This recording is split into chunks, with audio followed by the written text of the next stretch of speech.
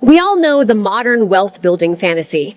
You hunker down, invent a brilliant app, secure venture funding, and launch a world-changing company. Millions of ambitious people are chasing that exact scenario right now, competing for the exact same slice of attention. This matrix shows the statistical odds. On the left, the tech startup dream carries a 90% failure rate. On the right, mundane businesses have a 95% survival rate. You trade prestige for a playing field that is virtually empty. Operations like window washing or portable toilet rentals don't get written about in business magazines. That social invisibility is exactly what builds a protective moat around your profit margins, keeping well-funded competitors out of your territory.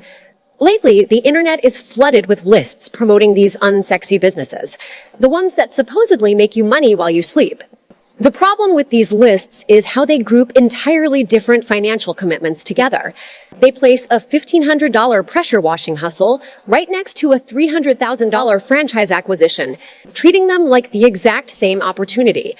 Picking a business model based solely on its potential revenue is a trap. You cannot make a practical choice until you clearly identify your specific personal constraints.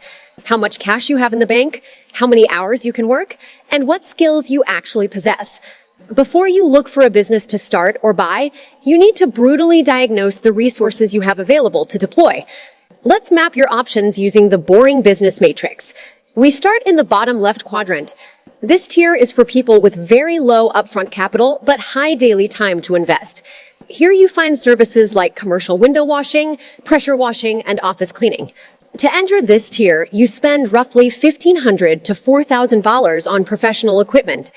In exchange for that low cost, you absorb the physical toll of grueling, repetitive manual labor. You aren't meant to do the manual labor forever. The strategy here is to secure annual automated commercial contracts with corporate buildings. Once you have guaranteed yearly revenue, you hire specialized crews to replace yourself.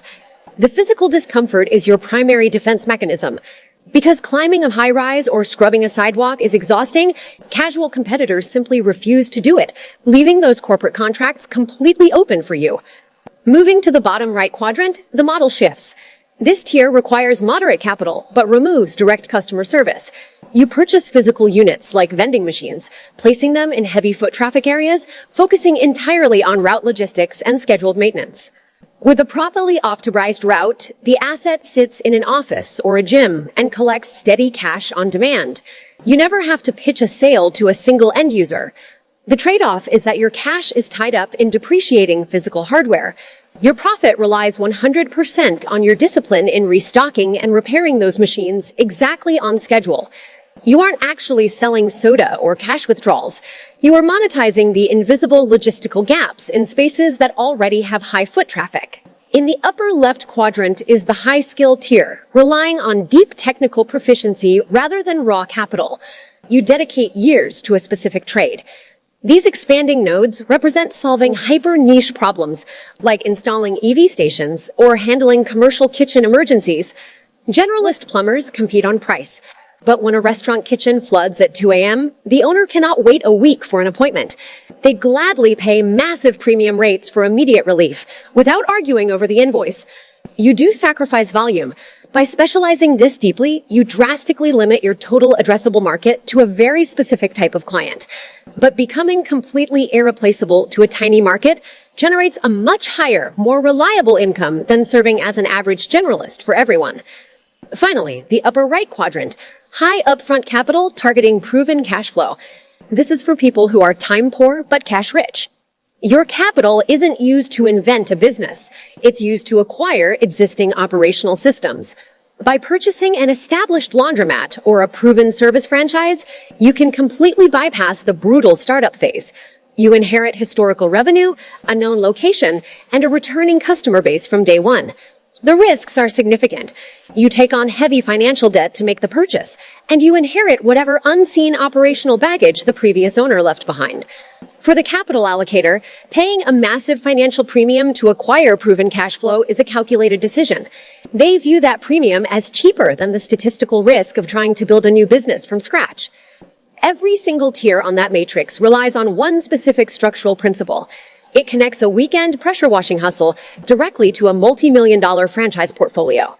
This graphic illustrates the difference. On the left, selling a product means you convince a client, earn a single payout, and start over from zero.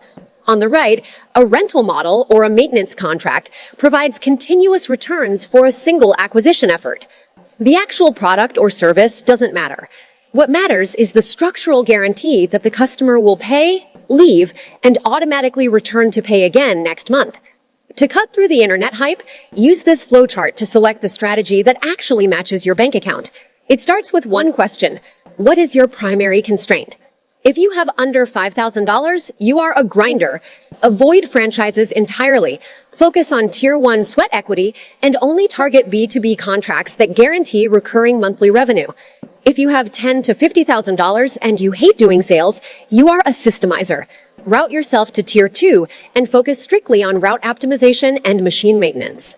If you have high capital but very little free time, you are an allocator. Do not invent anything. Route to Tier 4, buy an existing operation, and leverage its historical data. Consistency in an uncrowded, ugly market mathematically beats frantic ambition in a saturated, sexy market. True financial freedom isn't achieved by chasing the most glamorous idea. It is achieved by deliberately choosing the specific type of discomfort that protects your profit margins.